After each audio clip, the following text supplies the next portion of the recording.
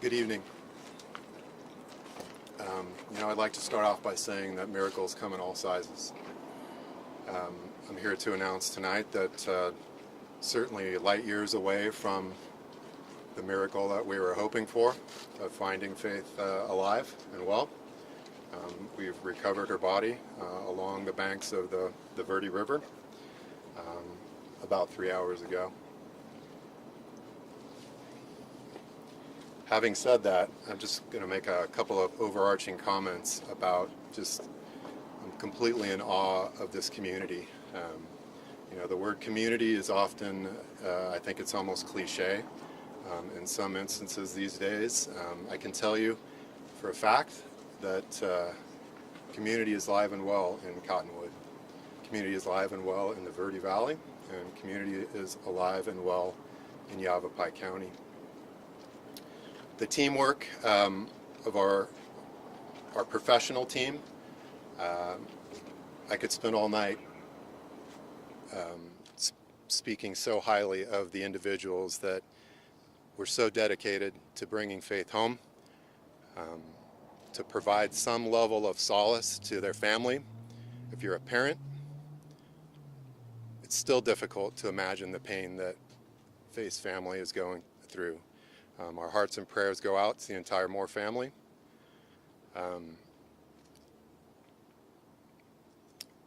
Having spoken to them several times, I can tell you that they know very well the fabric of this community is very strong. They saw it. So all the volunteers that are out there, I thank you personally. The gentleman behind me, thank you.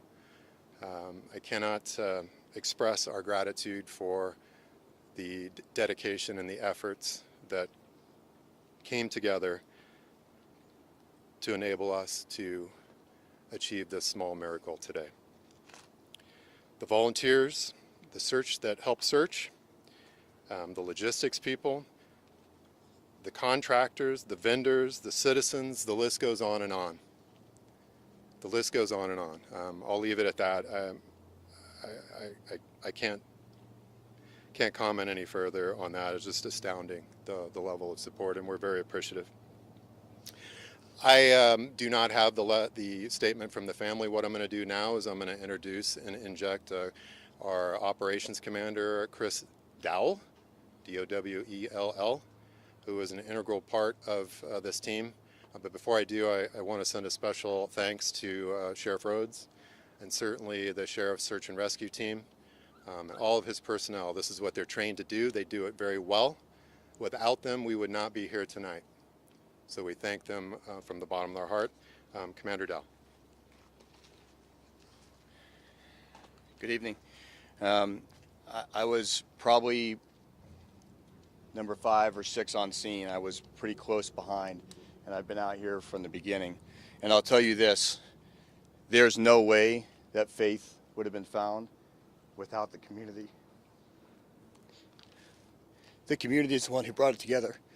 I've worked with a lot of great teams throughout my career, and this team is top notch. This is one of the best teams I've ever worked with.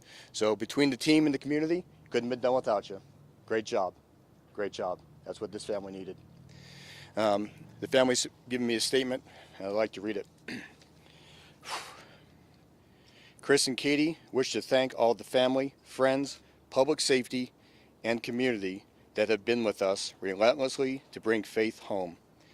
The love, prayers, and support has been overwhelming and appreciated. Humbly, from the bottom of our hearts, thank you. Faith is now home. Thank you.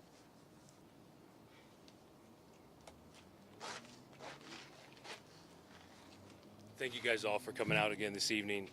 I just want to start by saying, from the initial call that our crews responded that night to the initial engine company that came there to today, the amount of people, the amount of resources, the amount of love, the amount of care that's put into this search effort has been overwhelming. It's been an amazing outpouring to be a part of.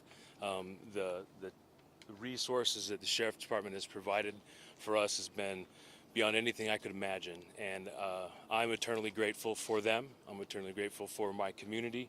And at this time, I'm going to hand it off to Sheriff Rhodes, and I will be back to answer any other technical questions you guys may have.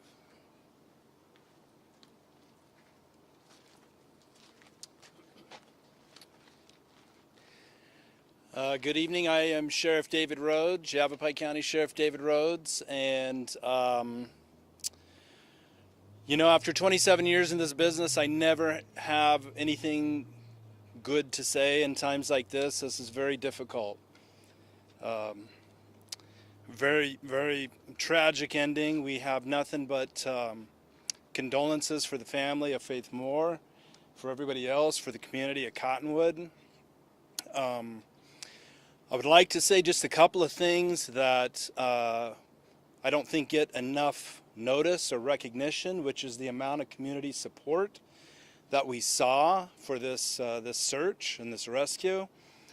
People didn't believe for a minute that this would ever be the outcome, even as the minutes ticked on, and we appreciate that they stuck with it.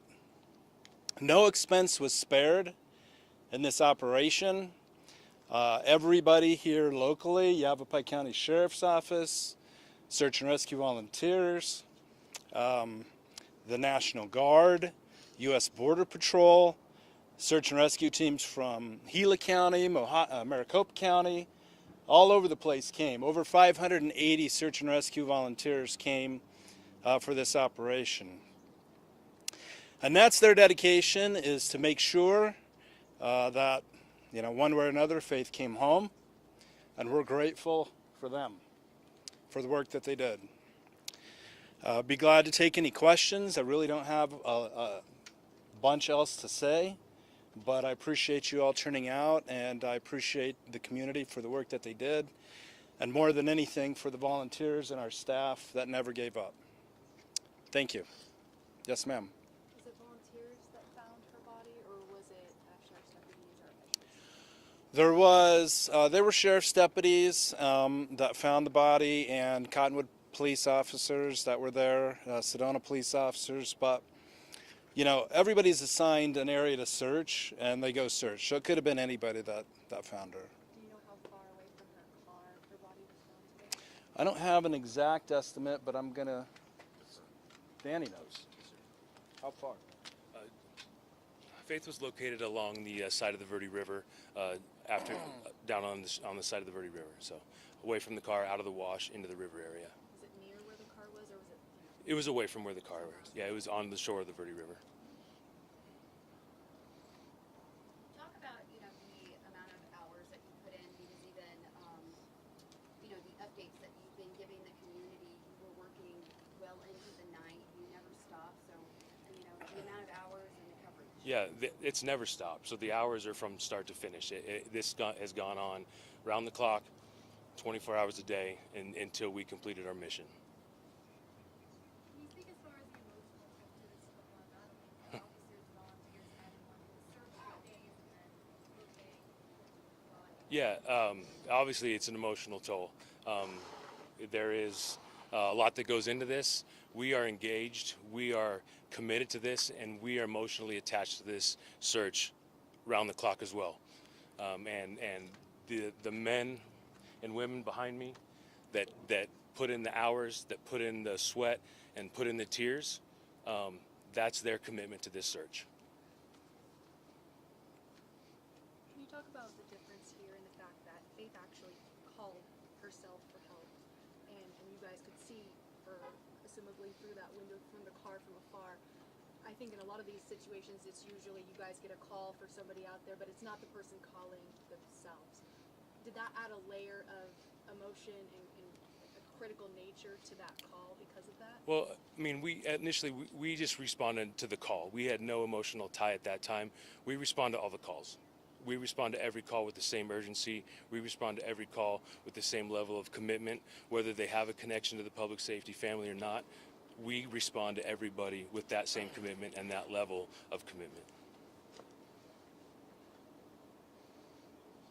Can you just what was the difficulties that you guys were dealing with during this search the last couple of days? Yeah, so like I've been kind of given in the morning updates, the river's been changing every day. We went on the night of the incident. The Verde River was flowing about 10,000 cubic feet per second. Today, it was flowing around 700. So, like I've been given in my morning updates and our updates throughout the week, as the river subsides, it's allowing us to have access to more areas to search. That's why we were still concentrated in these highly probable areas throughout the duration of this search, because every day we were getting access to new areas to continue our search for faith. Do you still need to positive ID, or you've gone through that? The family has positively ID'd her.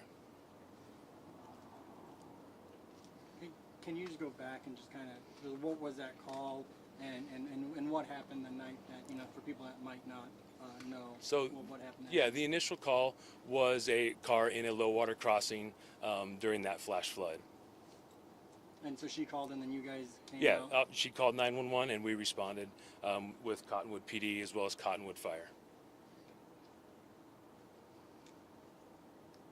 Today, who exactly was there whenever the body was found and recovered? Was that volunteers, or was that, you know, actually law enforcement? Once we found Faith, we had our trained personnel coordinate efforts, and we all went in there as a team like we've been operating this entire time and made sure that we gave her the respect that she deserves. Obviously, this is, you know, we're still in monsoon right now. What would you like to tell people, you know, and It's our continual message. We just like to tell people to just be wary of the running waters. And as this community knows, there's a river that runs year-round. Just be smart and be wise when you're operating in the rivers, and protect yourselves and make sure that you know what you're doing when you're getting in these rivers, and understand the dangers of these flash floods. How strong and forceful was the river that night? Because I know someone had mentioned that there was no way that she would have, you know, survived because it was so strong. And I heard even law enforcement, a canine officer, you know, had been swept a little bit. So talk about, you know, that night and how dangerous it was. How Yeah, so that night we had about, like I had said earlier in the week, we had about 3 inches of rain in under an hour. Initial reports were that there was about 2 feet of water in that low water crossing. At the height of that event, it got up to 8 feet. We had public safety personnel, police and fire, out there doing what they do, trying to effect a rescue, trying to effect all the rescues that were going on at one time. And sometimes our public safety people, they put themselves in that way. And one of the officers did get into a low water crossing trying to effect a rescue, and fortunately he's okay, but that's sometimes the risk we have to take. If you would like to add anything to that, sir. Our canine officer was one of the first ones to arrive on scene. The information that we had was that she was off of a different road about a half mile beyond where Faith actually was. He responded to actually where she was, realized he couldn't get across, went to another area thinking he could get across. The water appeared to be very shallow, and it was until about 2/3 across. About 2/3 across is when it dropped about 18 inches to 2 feet. Once that occurred, the vehicle was swept downstream, and if it wasn't for the grace of God and a couple of rocks on the edge of it, it caught him and it nearly rolled the vehicle over. The vehicle was probably at about a 40% tilt. From there, the Cottonwood Fire Department effected the rescue on the canine and on the canine officer, and from there we went. I can tell you that the water was so great where Faith was that we couldn't get vehicles across it, and we actually had to use an armored vehicle to get across it. We call it an MRAP. It's one of our SWAT vehicles, but it sits very high and it weighs a lot. So we were able to effectively use that to shuttle fire personnel to the other side of the wash and ferry firemen over there so they could attempt a rescue and to start the immediate search. So that tells you how great the water was and such.